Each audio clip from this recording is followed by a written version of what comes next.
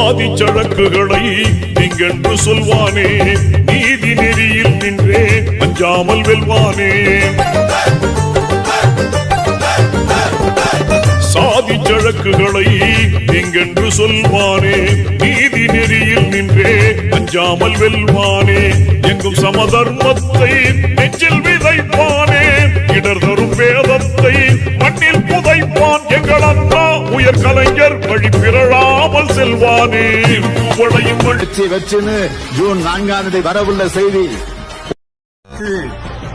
மக்களுக்கு கரம் கொடுத்து மக்களோடு மக்களாக நின்ற அவருடைய பாங்கு இன்றைக்கு இந்தியா முழுவதும் பேசப்படுகிறது.